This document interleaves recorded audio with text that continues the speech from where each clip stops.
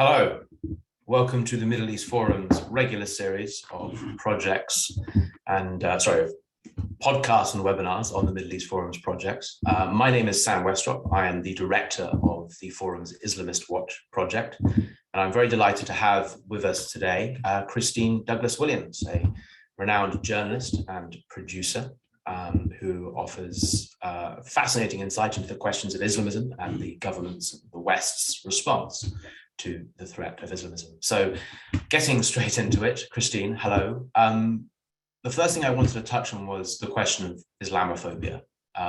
This has been a subject, especially within Canada, that has been discussed widely at the top political level and has a long history throughout the West of Islamist groups using Islamophobia as a way to distract from their own radicalism, to attack ideas that are critical of Islamism, and even at times to attack reformist Muslims, accusing them of Islamophobia.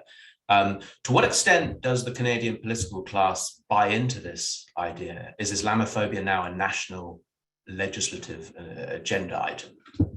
All of these questions I'll get to soon, Sam, but first of all, I want to say that it is a privilege to come back and thanks for interviewing me today. Now, before I get into Canada specifically, just a brief point about Islamophobia. It is an aggressive term being pushed by the Organization of Islamic Cooperation, and we see countries like Turkey, like Pakistan pushing it for the same reason. While it does incorporate anti-Muslim bigotry, it also incorporates the hurt feelings of Muslims. So right there, we have a problem. This is one reason why Islamophobia was insisted upon by certain groups in Canada instead of the recommended term anti-Muslim bigotry. So to start with a bit of a preamble here with Islamophobia in Canada, it is a sneaky, insidious method of eroding Canada from within, and that will become increasingly apparent as I go on. The National Post published a very telling article recently, and it was titled, and this is September 12th here, Justin Trudeau Liberals pose a direct threat to free speech in Canada. I'll address the context, but much went on beforehand. Now, I mentioned Islamophobia motion M103 in the briefing last year. It's a steady continuum. Defenders of it keep on saying again and again that we need to discard the paranoia. It isn't a legal concept, but it isn't that simple. There's a back door, and that's something that I will explain. First, let's go back. 2016, that was a year before the motion M103. CARECAN, renamed the National Council of Canadian Muslims, they established Islamophobia charters in 6 major Canadian cities. Now, a year later, in 2017, that's when Islamophobia motion M103 was introduced in Parliament as a motion by Liberal MP Iqra Khalid. Now, she's a woman that's been associated with the jihad-linked Palestine House. She was the former head of the Muslim Student Association of York University in Toronto, and she claims to have written its constitution, which states its Salafist orientation and its support for the Sharia.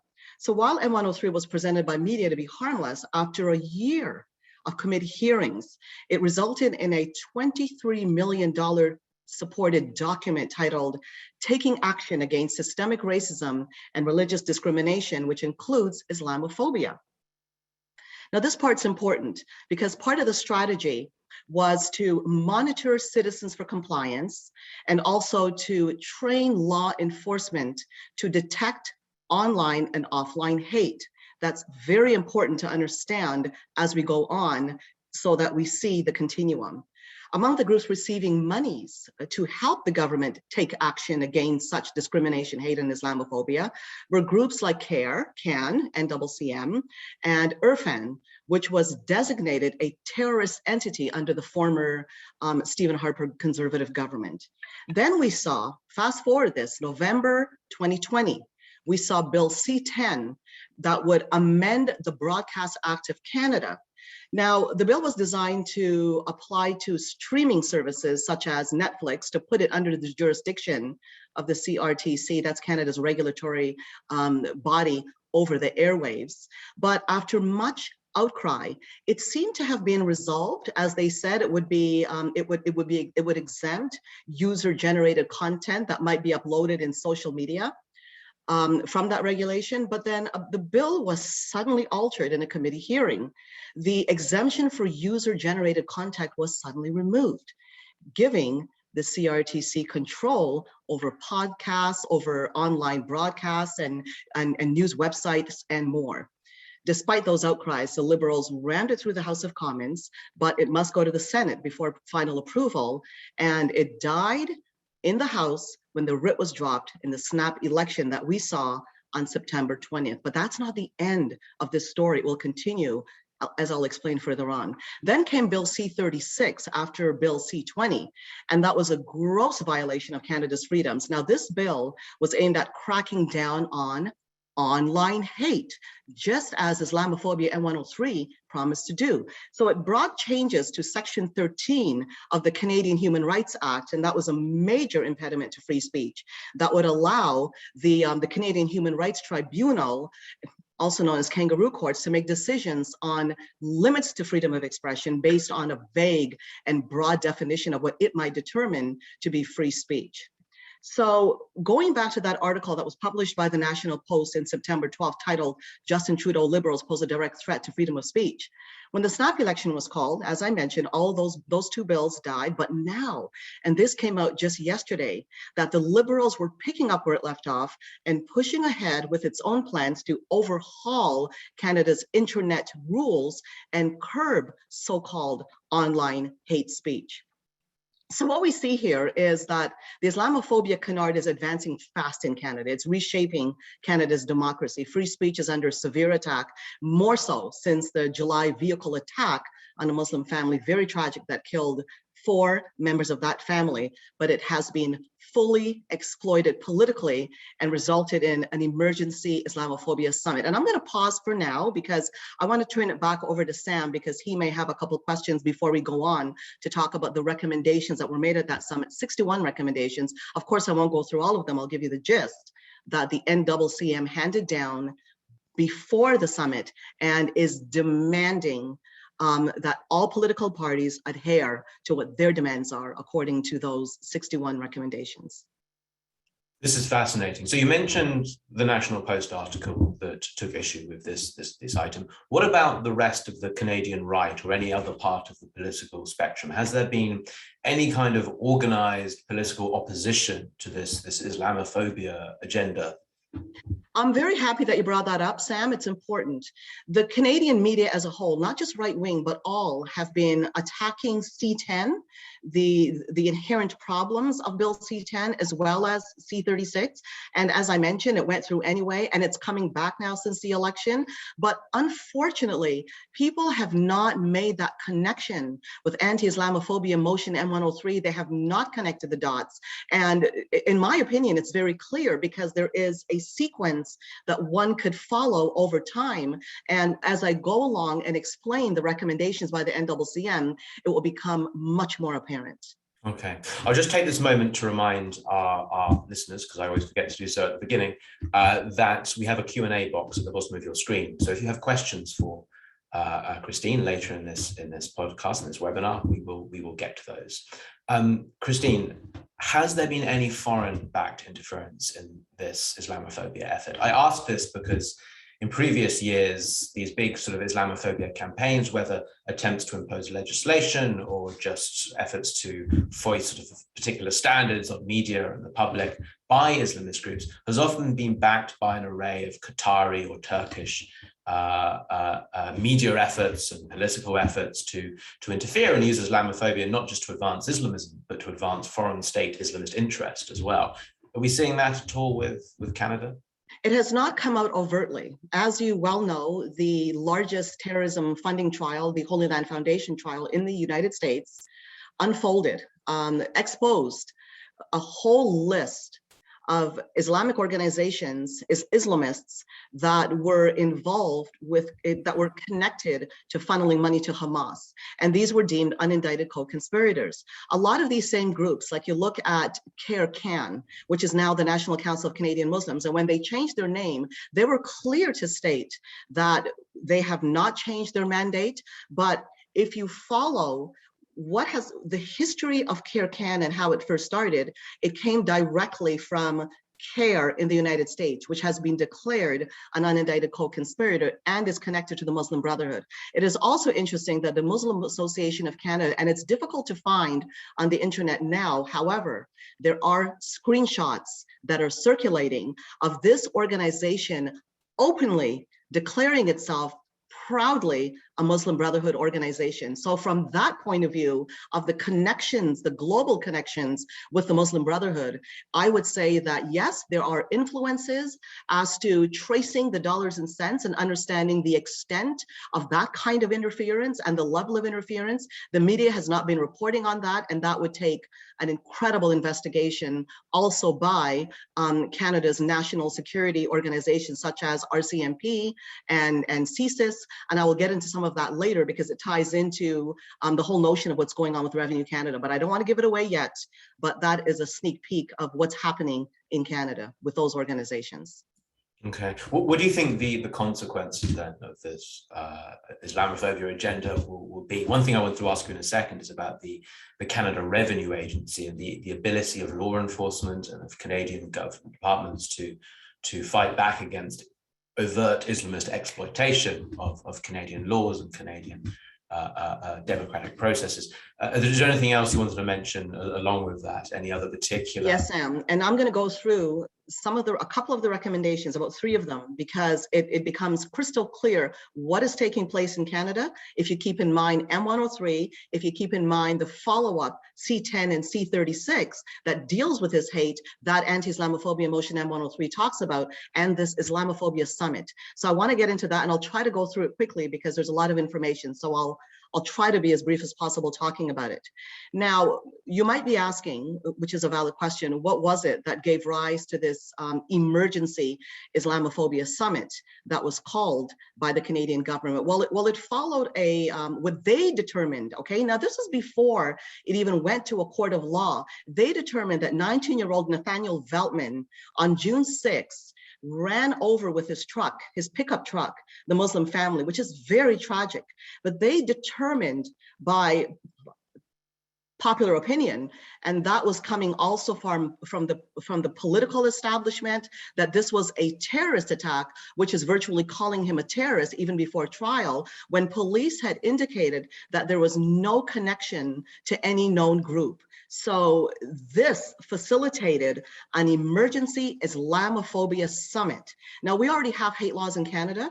We already have criminal laws, and this guy will be prosecuted to the full extent of the law, I hope. But to call this a reason for an emergency Islamophobia summit.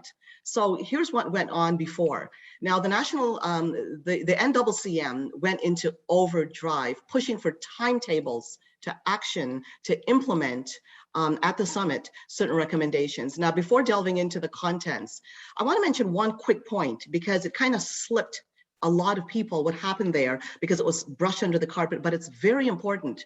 A fellow by the name of Umar Zamir, he was charged with first-degree murder in the death of a police officer. Now, that took place less than a month after this Nathaniel Veltman ran over the Muslim family.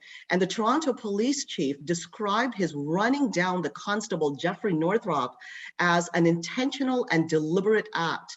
Another female officer was involved in that ramming attack. And for some odd reason, right after the Superior Court, in fact, right after the revelation of the name of this fellow, the Superior Court somehow imposed a complete ban on publication of details in the case.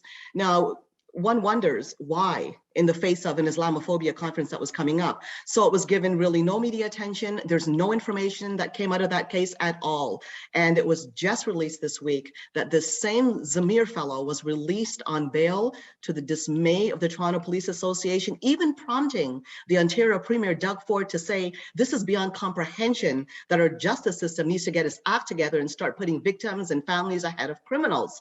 But when one contrasts that interesting comment, that did not apply when you look at what Nathaniel Veltman did. And again, he should be prosecuted to the full extent of the law, but we're seeing here a kind of two-tier system that is involved.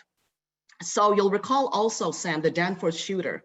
This fellow in 2018, Faisal Hussein, known as the Danforth shooter, he calmly walked down Danforth Avenue in Toronto's Greek town, which is very popular for restaurants and cafes, and he just opened fire, injuring 13 people and killing a 10-year-old child and an 18-year-old youth, a lady. Now, he turned the gun on himself, but right after the Ontario Special Investigations Unit revealed his identity, a carefully crafted news release was sent out to select media, signed the Hussein family. It explained that our son, I'm quoting here, had severe mental health challenges, struggling with psychosis and depression his entire life, unquote. As it turns out, the Hussein family statement was provided by what was called in the Toronto Sun article, spin doctor Mohammed Hashem, described as the driving force behind the National Council of Canadian Muslims. According to that very article, insiders say he framed a new narrative for Muslims in Canada, unquote. Now, Hashem is now executive director of the Canadian Race Relations Foundation, the same foundation where I served as a Privy Council appointee as a director, but was fired for criticizing political Islam. It operates ironically from that same heritage department where M103 emerged from. So I was fired for so-called Islamophobic commentary. Now, among the 61 recommendations, and I'll go through this very briefly, the NCCM called for the release of a federal anti-Islamophobia strategy by the year's end, despite 103, despite hate laws that are already in place, and despite that Veltman has not yet been processed by the Canadian courts. That was the opportunity for the NCCM to crack down on all Canadians, keeping Canadians now in a climate of being terrified as what could possibly happen among a population of 38 million that would warrant another beating down by the Islamophobia overseers working within the Trudeau government. NCCM also recommends the strategy include a clear definition of Islamophobia to be adopted across governments. Now, we have 3 levels, of course. You've got the federal, the provincial, and the municipal. Plus, they're asking for funding for each for research programs and for education campaigns to address Islamophobia. Again, 23 million wasn't enough. Now, it's interesting that Islamophobia was actually defined with the same NCCM input by the Toronto District School Board, and this is how it was defined: fear, prejudice, hatred, or dislike directed against Islam or Muslims, or toward Islamic politics or culture. B'nai B'rith made an upheaval over that, and they had to scale back, but we really do not know where that stands right now. A serious concern also arose at the summit, and I'm going to give it to you here now because it does concern Revenue Canada, Sam. Okay, so tell me about Revenue. I mean, we'll get to questions very shortly, but okay. Tell me about Canada Revenue Agency. Have they been effective in the past? Are they still being effective? And how has the Islamophobia debate affected their operations? Very good questions, because they were highly effective in the past from what we could see. I mean, there are often complaints about Revenue Canada, and sometimes it's a little bit too aggressive, but here's what happened specifically in terms of the Islamophobia summit. That concern arose, the NCCM and Trudeau targeted Revenue Canada under accusations that Muslim charities were being centered out. Now, this could possibly be used to exonerate Islamist charities and provide a clear way to continue funneling monies to terrorist entities. For example, the Muslim Association of Canada, one of the largest Muslim organizations in the country with chapters basically in every province, they were publicly accused in 2015 of funneling money to Irfan Canada. The Muslim Association of Canada, as I said, is a self-declared Muslim Brotherhood group. And in 2018, we saw the Islamic Society of North America. They were found connected to Hizbul Mujahideen in Kashmir region. Canada Revenue Agency suspended ISNA and fined it over $500,000 over concerns that it provided resources to this armed jihadist group. Now, Revenue Canada has stated under attack that it does not single out anyone or any particular group based on any identity, based on any religion. But now Revenue Canada is being targeted and being watched for Islamophobia. At that same summit, Canada's revenue minister agreed to ask the taxpayers' ombudsperson for a systemic review of concerns that Muslim charities are being targeted. So in essence, Revenue Canada is being pressured to ease up on Islamic organizations. So returning to those recommendations which weighs in here, it's demanding that the federal government take action against that Bill 21. And in fact, I'm going to turn it over to you here because I'm going to go back to that, and I don't want to return without the conversation that we have in between, Sam. It's very important that I stop now so that people do understand what is taking place in Revenue Canada and what that could allow going into the future. Okay, well, Hayden Think, one of our listeners, asked, where exactly does Trudeau himself personally stand on these issues? So has he, you mentioned him at least a few times, is he personally a force behind these efforts to impose these agendas on federal departments that may benefit Islamists? He has worked hand in hand with these organizations like the NCCM, like the Muslim Association of Canada, and he's right up there in the Islamophobia summit, saying that, agreeing that that we have to, as a government, referring to him, we have to start looking at Islamophobia in this country and how Muslims are being targeted by Revenue Canada, as well as national security agencies like the RCMP and like CSIS. So he is hand in hand.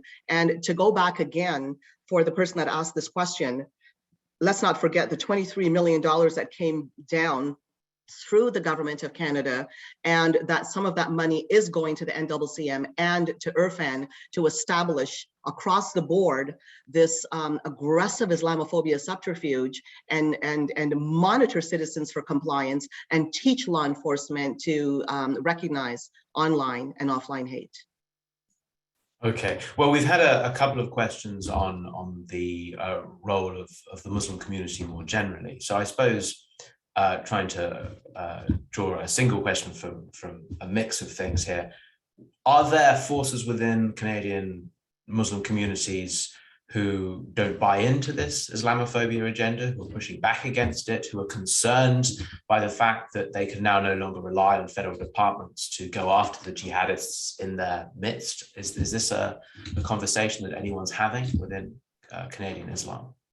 They're isolated voices, Sam, and this is very important. And some of those have been identified in my book, The Challenge of Modernizing Islam, who can see exactly what's taking place in Canada, and they have concerns that this is indeed a subterfuge being used against the Canadian people to start cracking down on free speech and putting the agendas of these kinds of groups who are actually acting at every level, not just in government, but also in the school system. So there have been voices here and there, but in terms of groups, no. We haven't had any outcry by Muslim communities. They are, from what we've heard, from what is being reported in the media, there is a unity about Islamophobia when it comes to exactly what the National Council of Canadian Muslims and the federal government is speaking about. And of course, we both know that Islamist groups do not represent, or at least do not have complete control over Western Muslim communities. There are lots of different Islamist groups. There are also lots of non-Islamist Muslim organizations as well. But as you point out, a lot of Muslims have bought into this idea, especially in the West, that Islamophobia is a crisis and that we can rely on Muslim Brotherhood-run groups to help us through this crisis and protect us. Why is that? Why have so many Muslims in the West bought into this idea, even if ultimately, from our perspective, it seems to be very much against the interests of someone who wants to live in a free democratic state where their religion can be practiced freely and openly? So why are they buying into the theocratic argument here? I have my own theory about that. I think from what I'm hearing as well, I believe that a lot of Muslims that do come to the country, they come with a kind of relief, escaping systems of oppression that they once lived under. But like any group, anywhere, there is going to be culture shock. There is a language barrier. And what people usually do from various cultures, and we see it a lot in Canada, we see it in the Chinese community, we see it in the Italian community, there's no specific community. People tend to seek out the communities that they are comfortable with. So what happens is we have Muslims coming from various countries and they seek out something familiar. So they start going to the mosques. And as we know from investigation in the States and from what has been discussed in Canada among security types, national security types, is that we have the same problem here, that these are foreign funded mosques. And the same problem they have in the States, where they're being taught supremacism, is the same thing that's circulating in the mosques. And we do have reports here and there of hatred being preached. And I'm talking in every province, from various mosques, from various imams that talk about the West, that talk about hatred of the West, that how the West is out to get you, they're out to oppress the Ummah, it's colonialism, you know, the familiar rhetoric that we hear going around. The mosques and the Islamic schools are perfect places that are not monitored for this kind of brainwashing of people that are coming to continue that kind of a thinking that they have seen under Sharia law. And in some ways, it's the best possible thing that could happen for some, because they're not living under oppression, while at the same time, they're getting sort of a dose of the Sharia that teaches that you're supreme, basically. You're you know, Allah's the only God and above all else. So they come here, they go to these mosques, and I had a conversation with a Muslim academic living in Montreal, and she said she tried going to a mosque, and then she was harangued over having her fringe show under the covering, and she left. And of those that I've interviewed in my book and others that have concerns, none of them go to mosques, and they don't go because they're very concerned about the messages coming from mosques. I see. So Mindy Stein and a few others just want to know a little bit more about NCCM. So what exactly is it, and what is its ideological affiliation? I think you mentioned the Muslim Brotherhood on a number of occasions. The National Council of Canadian Muslims is renamed from CARE CAN. If you look at the roots of CARE, it was deemed connected to the Muslim Brotherhood and found funneling money to Hamas through this, the Holy Land Foundation trial. If you follow CARE, and you could look up information on the internet, or even what the Middle East Forum gives out on CARE's history, CARE CAN is an offshoot organization from CARE. So they share something very similar to CARE. And just to give you a recent example, when it comes to, they say they care about anti-Semitism, but yet when we had protests across Canada, I'm talking tens of thousands of people during Operation Guardian of the Walls in May, the NCCM came out with a petition that our government should be intervening somehow, however it can, to help out and stop the invasion or the attacks on Al-Aqsa Mosque. So right there, we could see some very questionable information that's coming from the NCCM, from free speech to its alignments when it comes to the Palestinian agenda against Israel and others in between, and the attack on Canada's free speech. I see. Brian Cox and a number of other listeners ask about the Islamophobia agenda being part of a broader offensive by Islamists. And I suppose that then, and perhaps what some are getting at here is this just one step in a larger series of political infiltrations by Islamists? In other words, I suppose, what is the status of Islamism in Canadian politics? Are there other examples that come to mind, particularly of Islamist individuals worming their way into the upper echelons of Canadian politics, Islamist organizations, getting into bed with government and so on? What do you say to that? As I explained before, we have a highly organized system here, the Muslim Association of Canada, one of the largest, the NCCM, another, and they're working hand in hand with the Canadian government. And you might ask what's going on with the Conservative government of Canada. Well, they rejected M103, but now under its new leader that took over from Andrew Scheer, he's becoming a bit intimidated because he is being confronted with these recommendations handed down by the NCCM. And in answer to whether it's part of a larger organization, it certainly is an international effort. It's coming from the Organization of Islamic Cooperation. When you look at Sharia law, it is deemed to be blasphemy, to be offensive to Islam. We see this phenomena of Islamophobia in virtually, not every single one. Some have rejected this. If you look at it though, in Britain, you look at it in the United States, you look in Canada, major states in the EU, this Islamophobia subterfuge is something that has taken root. In fact, the OIC, along with the United Nations, has been working hand in hand to establish Islamophobia globally. So it is definitely part of a larger network in terms of countries that are honoring of the Sharia, and in terms of course, the organizations that also adhere to it, like the Muslim Brotherhood and like the other Islamist organizations internationally. Okay, fascinating. We're almost at the end of our time. I'm going to just slot in one very quick last question. We've been discussing Sunni Islamists for the most part. What about the Shiites? What about the influence of Iran, of Hezbollah? Is this an issue in Canada, or are you firmly focused here on the Sunni groups?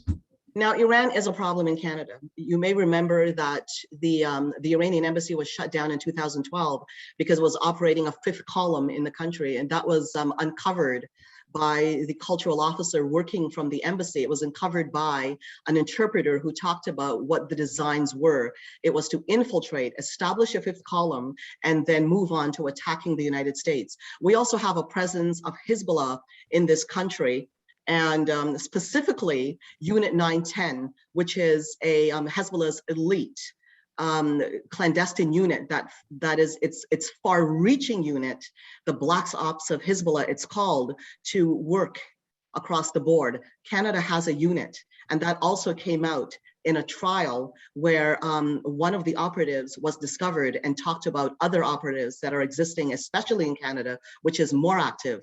And in terms of the Iranian pull in Canada, we have an MP, Majid Johari. He has been watched. The Iranian dissidents are horrified by him because he has been promoting dialogue with Iran. And a report came out, and this came out from an Iranian news agency, Tasmin, that this man was an operative of the Iranian government. And the dissidents were saying he should not be in Canada. But lo and behold, in the last election, Trudeau actually campaigned along with him. And lo and behold, again, he ended up recapturing his seat. So we do see issues that arise with Iran.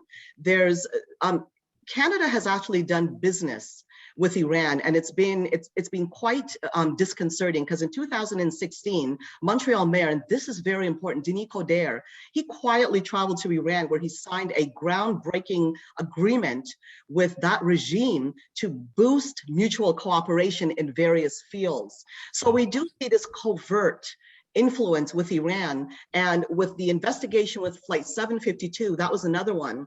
The family members of that crash were disappointed because Trudeau made promises to hold Iran accountable, and on an Ontario level, a court found that it was a terrorist willful act.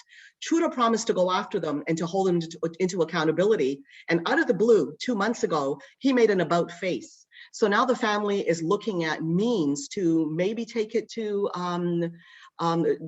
local court, but they're trying to look for methods to hold this government accountable, because Trudeau made warm promises to the family. We understand, we are sorry about your loved ones on that flight. We will do something. And they made an about face and said, nope, we have determined this was not an act as determined by the Ontario court, and we will no longer proceed. So that is now a situation that is being pursued by the family of the victims, who were, of course, overwhelmingly, and I think that is widely known, by Canadians. They were nearly half represented on that crashed flight. Gosh, we're out of time, to my great regret. We have so many more questions we didn't get to. We must blame, of course, Christine for being so knowledgeable and insightful that we will have to ask these questions on another occasion. Thank you so much for your time. For everyone else, if you haven't signed up to our mailing list, go to meforum.org. I particularly recommend the Islamist Watch mailing list, which is by far, at least in my opinion, the most fascinating. Have a good weekend, and please join us in the future for additional Middle East Forum webinars and podcasts. Thank you. Thank you, Sam.